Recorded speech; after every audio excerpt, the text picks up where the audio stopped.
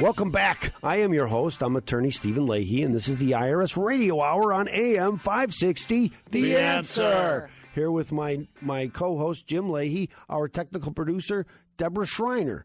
And this is the IRS Radio Hour. But we have another show, and that show is called the Trust Radio Network. That airs on Saturdays at 10 o'clock. And that show, what we try to do is to highlight trusted professionals, people you can trust when you're making important decisions. So we have people such as David Hochberg for mortgages, and Tom Sedeka from Precision Payroll of America, Roy Spencer from Permaseal.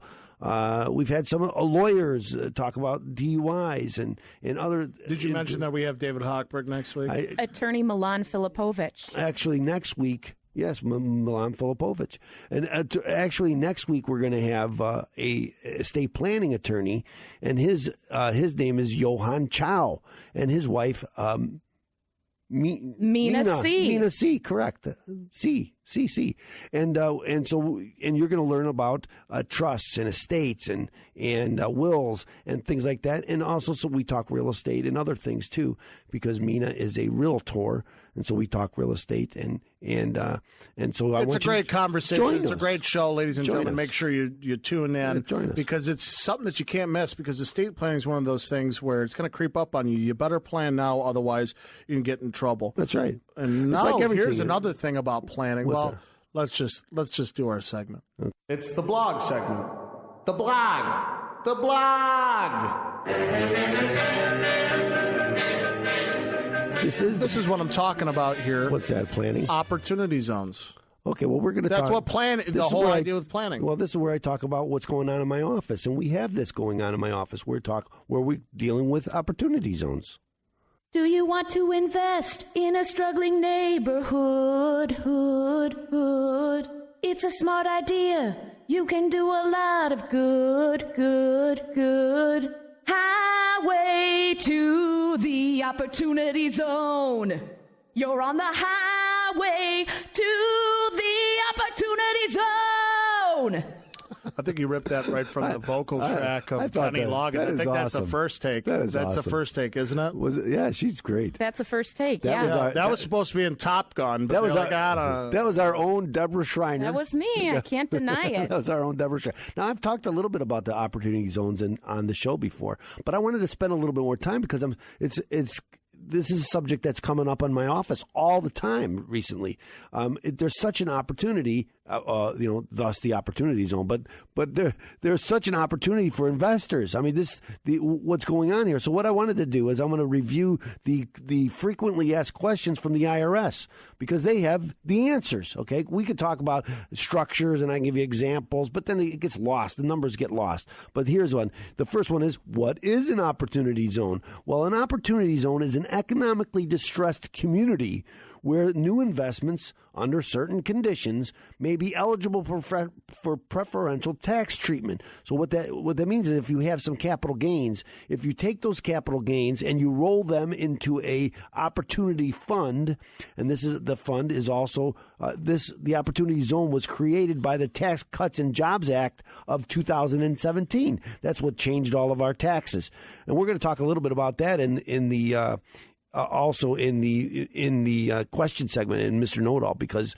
that has to do with this 1099-C, the tax act. Okay, and when you roll those over into this opportunity fund, you have certain tax benefits. So again, you defer your taxes. So if generally, when you sell an asset and there's a capital gains, you have to report that gain and pay a tax on it right away.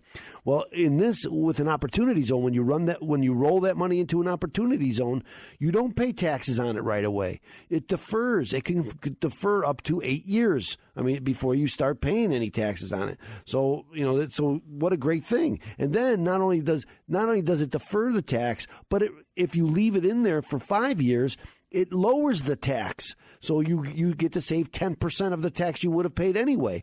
And if you leave it in there for 8 years, it goes down to 15%. You get to take off the taxes. So right there, then it's given purpose to rebuild these communities. Absolutely. So to put something in there. Obviously there's going to have your setback, though. A lot of people are kind of kickbacking on it and saying that it's going to be. So what's the purpose of an opportunity zone? That's another question that's posted here. And the opportunity zone is an economic tool designed to spur economic development for job creation in distressed communities, right? So right, if I don't build any manufacturings or any real estate or anything in these neighborhoods, they're not going to have a job. So open a business and provide some jobs. That's correct. That's the idea. Now I just read this. I just read that in opportunity zones, some home values have gone up by 25% already, because they know that this land is going to become more valuable because there's going to be a lot of money, right? So supply and demand, right? So there's limited areas that are designated as the opportunity zones. What happened was they put it out to each state. So each state individually, so it wasn't a federal government where they said this is an opportunity zone, they went to the states locally and they said, you designate some places that you'd like to see some investments.